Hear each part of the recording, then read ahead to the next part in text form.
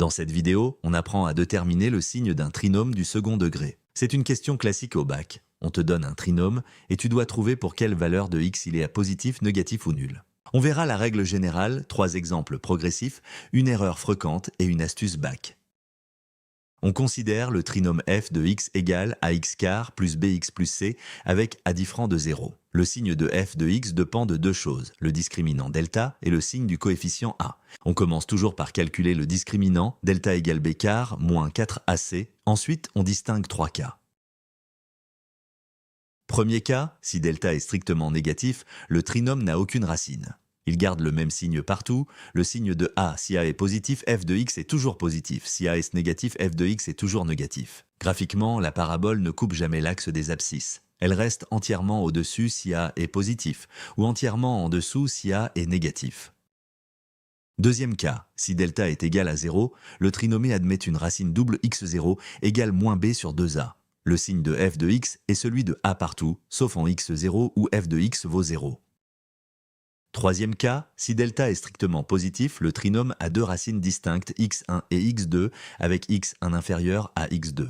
Voici la règle fondamentale. À l'extérieur des racines, c'est-à-dire pour x inférieur à x1 ou x supérieur à x2, f de x a le signe de a. Entre les racines, c'est-à-dire pour x entre x1 et x2, f de x a le signe oppose à celui de a.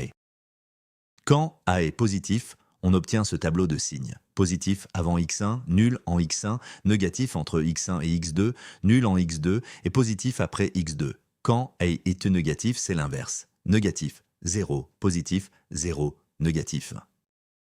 Premier exemple, déterminer le signe de f de x égale x quart moins 4. On identifie a égale 1, b égale 0, c égale moins 4. On calcule delta, 0 au quart, moins 4 fois 1 fois moins 4. Ça donne 0 plus 16, donc delta égale 16. Delta vaut 16, c'est strictement positif. Racine de 16 égale 4. x1 égale 0, moins 4 sur 2, soit moins 2. x2 égale 0, plus 4 sur 2, soit 2. Puisque a égale 1 est positif, f de x est positive à l'extérieur des racines et négative entre les racines. F de x est positive sur moins l'infini, moins 2, union 2, plus l'infini. F de x est négative sur l'intervalle ouvert, moins 2, 2. Deuxième exemple, résoudre l'inéquation moins x quart plus 3 y moins 2 supérieur ou égal à 0. On identifie a égale moins 1, b égale 3, c égale moins 2.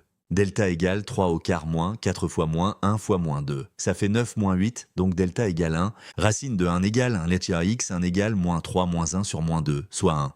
x2 égale moins 3 plus 1 sur moins 2, soit 2. Attention, ici à égale moins 1, il est négatif. Donc f de x est de négative à l'extérieur des racines et positive entre les racines. Le tableau de signes est l'inverse du cas précédent. On cherche où f de x est supérieur ou égal à 0. D'après le tableau, c'est entre 1 et 2, bornes incluses, l'ensemble des solutions et l'intervalle ferme 1, 2. Troisième exemple, résoudre l'inéquation 2c quart moins x plus 3, strictement inférieure à 0. On identifie a égale 2, b égale moins 1, c égale 3. Delta égale moins 1 au quart, moins 4 fois 2 fois 3.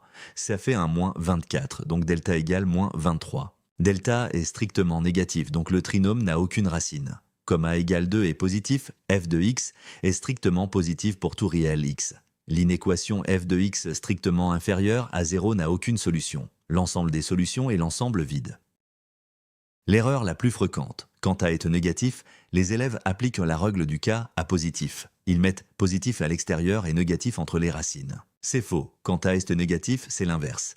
Négatif à l'extérieur des racines, positif entre les racines. Retiens bien, le signe à l'extérieur est toujours le signe de a. L'astuce pour ne plus se tromper, le signe à l'extérieur des racines est toujours celui de a. Si a est positif, positif dehors. Si a est négatif, négatif dehors. Et entre les racines, c'est toujours l'oppose. Astuce pour le bac, fais un petit croquis rapide de la parabole. Ça te permet de voir immédiatement les zones de signes. Si A est positif, la parabole est en forme de U. Elle est positive à l'extérieur des racines, négative entre. Si A est négatif, la parabole est retournée, en forme de chapeau. Elle est négative à l'extérieur, positive entre les racines. Ce croquis prend 5 secondes et t'évite de te tromper dans le signe. C'est très efficace au bac, surtout quand tu dois résoudre une inéquation rapidement. Récapitulons. Premièrement, si delta est strictement négatif, le trinôme garde le signe de a pour tout x.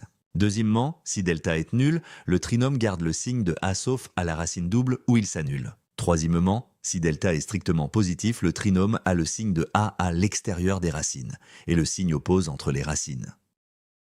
Entraîne-toi sur un math lycée.